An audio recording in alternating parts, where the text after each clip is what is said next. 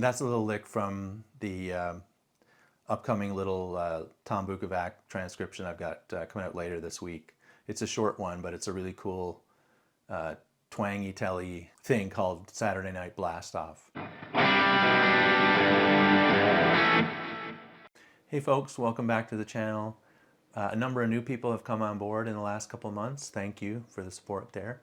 The feedback's been largely positive, but I have had a few people who were triggered by the Tom Bukovac transcriptions and tabs.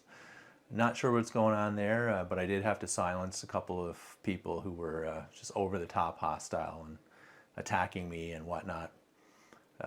Life's just too short for that. So I've also had a couple of people asking about PDF files for the tabs. I'm going to set up some sort of a Dropbox or some way to kind of download those. I have got feedback from Tom on this. He's okay with me doing the homeschooling tab videos.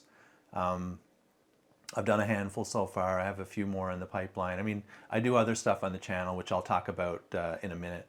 So you know, I'm not gonna be doing all the homeschooling shows or anything like that. But you know, it's far too ambitious, and I just I want to do other things as well. So stay tuned for that. I'll announce when that gets set up. But I did want to talk about tabs in general, because I had a few people in the comment section who were in the camp that is, I guess, feels that tabs are harmful to people, and they ruin your ear, and people should learn to read standard notation, even one comment said.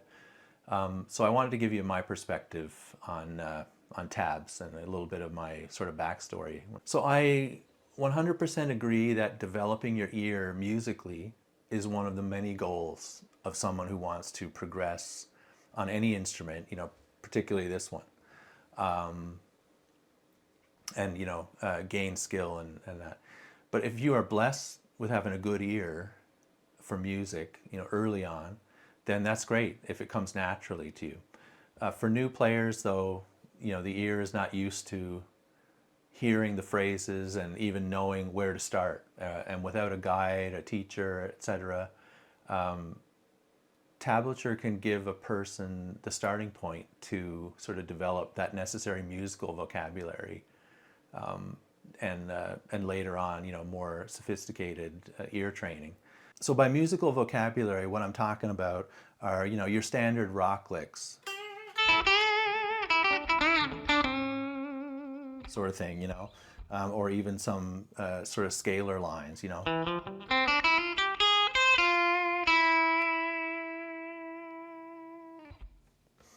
Those sorts of things make up our musical vocabulary after we hear them for a number of years. So in developing your ear, you get used to the sort of typical patterns, particularly in rock music, and to a certain extent jazz, although I'm not a jazz player or anything, but certain scalar passages, arpeggio patterns, that's what I mean when I say musical vocabulary. And that's what the ear training guys are all about, learning how to recognize that stuff. And that's absolutely 100% true. But, in my opinion, tabs are sort of an addition to that. They can augment ear training at certain points, particularly for intermediate beginners, Of course, the really experienced players, they'll have a finely developed ear by the point they get to where they need it. It also helps with positional playing on the guitar. Finding kind of where to play notes, knowing that they can be played in many different positions. A little bit of my story: when I was a kid growing up in the late 80s as a teenager, and I was just starting to play, I had no access to teachers, mentors, live musicians even to watch. From a small town, so and of course this is all way pre-internet and everything. So once a month the corner store would get a couple of guitar magazines in stock, and that was what I used to sort of as my gateway to the instrument. You know, I would sort of pick those up. They'd have a few kind of current songs, maybe some classic rock songs in there, and I'd just sit down with them and start, you know, reading through the articles and trying to play the songs. And it kept me inspired and, you know, made me want to pick up the instrument. I got a couple of old examples here. Let's see. Maybe it's better to show you on the. Here's one from. This is from March '89. There's a very young Zakk Wylde right there. So, you know, there's Poison in this one, Johnny Winter, a little article on Alan Holdsworth and whatnot. So that's an example of the kind of things that, you know, you would get in those magazines, you know, typically like kind of an 80s rock or metal song, and then some classic rock stuff. So yeah, that's kind of a little bit about how I started, and, you know, tab was kind of key to me in the beginning, staying interested. So yeah, let me know in the comments how you feel about it.